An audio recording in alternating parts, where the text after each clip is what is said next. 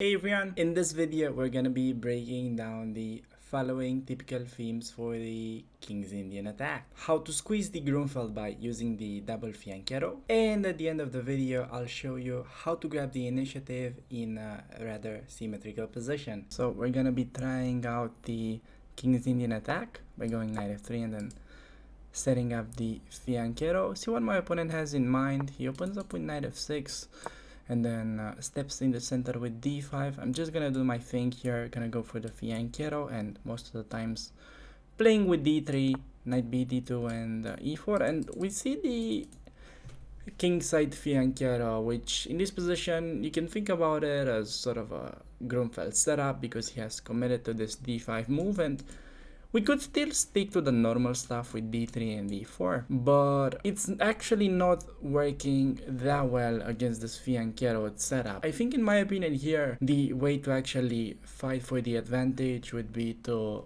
go for the double fianchetto by playing b3.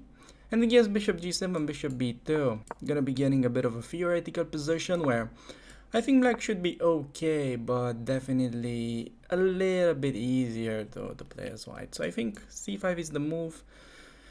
And then I'm trying to recall what the theory goes. I believe there are some lines going like e3, c4, something like that. Vladislav Artemiev is one of the biggest experts in this opening as white. Opponent plays b6 and could definitely step in the center with c4.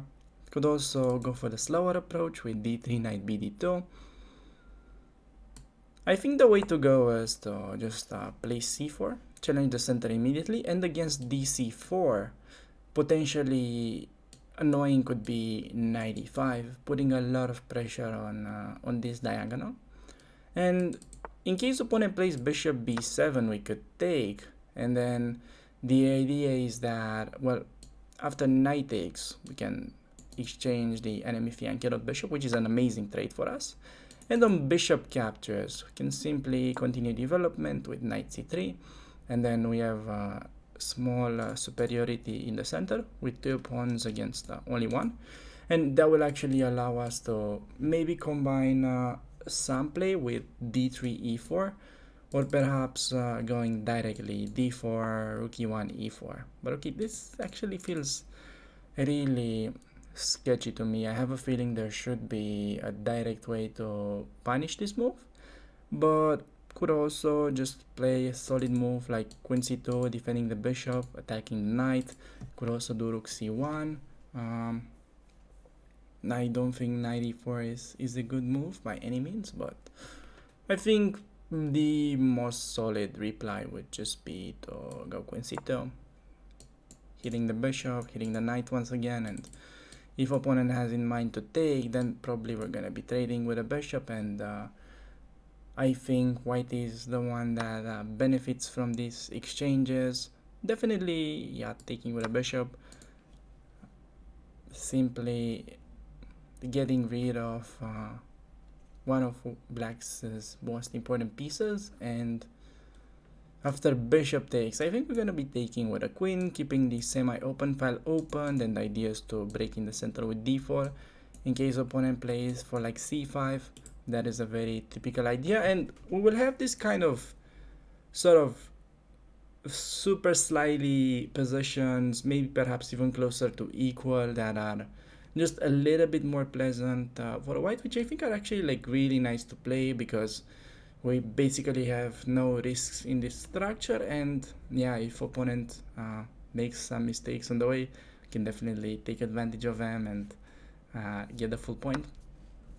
So you see bishop takes, gonna be taking back with a queen. Idea to play rook c1 next, and when they do c5, I think we're breaking with d4. They probably will have to do c5 as rook c1 will put a lot of pressure on this c7 pawn. And then, yeah, we'll have to open things up with d4. Also bring this rook to the open file potentially. He goes for it immediately, which is also doable. Could start with d4. Thing is, I would actually love to have the rook on the d file when we do that. But rook d1, knight c6, d4.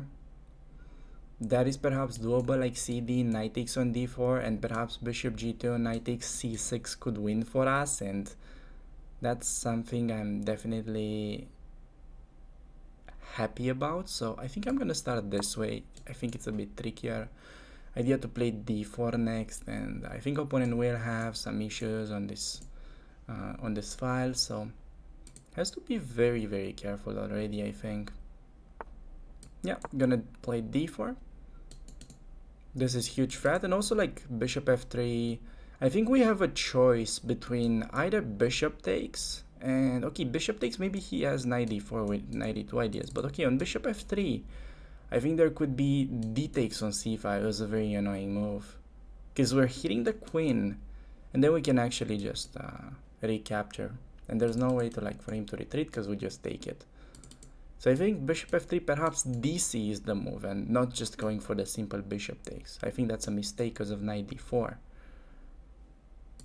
So this would actually be really nice if we get bishop f3, dc5 on the board, because like cd, I think it's might be a win. I don't see a way for him to defend.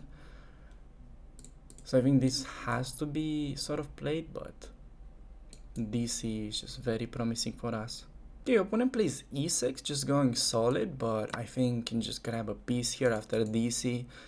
And if he wants to recap, then we have this motive with e4, taking advantage of the pin. And okay, if he like moves the queen away, I mean, we can just play anything at this point. Basically, we're up pawn with a winning position. Probably something like rook c1 is fairly solid. Okay, yeah, like rook c8, but just gonna go e4 and suddenly winning the full piece, which is really easy win. Okay, opponent plays knight e7. I think he can just cash in the bishop, and after knight e5 just step away with a queen, perhaps go queen h6 next, and knight g5 ideas to go for the checkmate.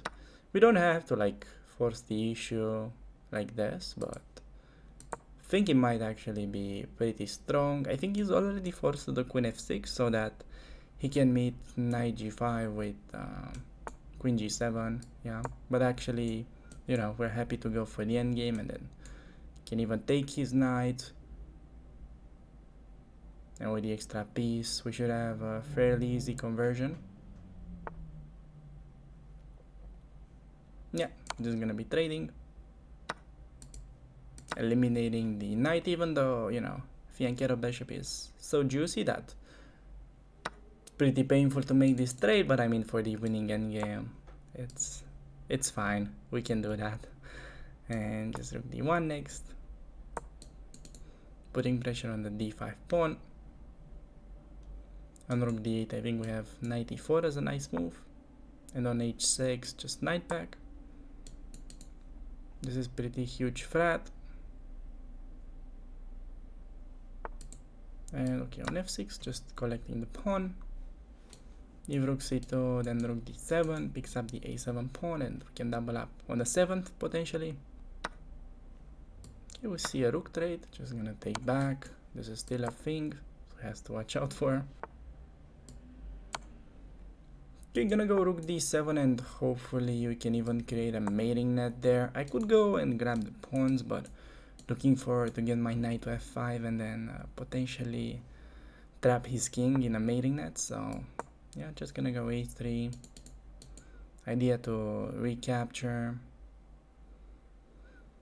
and I'm basically going all in for the mating net here. I mean, we can win like anyways, but this is like even nicer if we could get it.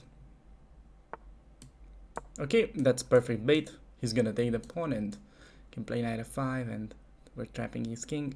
I have my queen side, I don't really mind it. Just gonna go for the queen, and the opponent also finds the resign button, and with this king we also make it in the 900s. And getting the white pieces once again, gonna be trying out King's Indian attack, and yeah, against knight c6, just make sure you don't allow e4 and you're getting into this sort of typical positions. He plays with d6, kind of surprising he didn't go for the full central expansion. Now it would actually be pretty nice to play with c4 and play it like an English opening, but I'm gonna be going for the King's Indian attack structure, kind of, even though it's a bit symmetrical. Maybe it's gonna turn out to be pretty instructive. Let's try to grab some space. If they play a5, that would have allowed us to actually get a knight to b5, which is pretty nice. And against a6, they just fix the pawn. It's really nice to have those guys fixed on the queen side, giving me a bit of extra space for the rook. And then main plan would be to expand in the center, in fact, with d4. b6, it's actually not a great move. Opening up the rook and sort of weakening the a6 pawn. Could actually go d4, knight e4, and maybe there are some tactics on this diagonal. Not so sure about it though. It kind of feels like there needs to be something. Could have started rook e1, but I'm really searching for the tactic. Like the movie is searching for Bobby Fischer, so I'm gonna go here and I'm just opening up the bishop's path pretty much. Take with a pawn, get a solid center. Take with a queen, keeping an eye on these weak pawns. Definitely both are doable. Just go queen takes. Idea to play bishop f4 and attack this d6 pawn. Knight can usually activate via a3, c4. Rook can come to d1. I think I'll start with this move and then this will be much more effective. Could also bring the knight over. That's another typical plan. Yeah. In case he tries to snub me, we can reroute it via c2. And if they break with d5, we have bishop f4 as a very strong move, plus knight takes b6 ideas, or queen b6 ideas as well.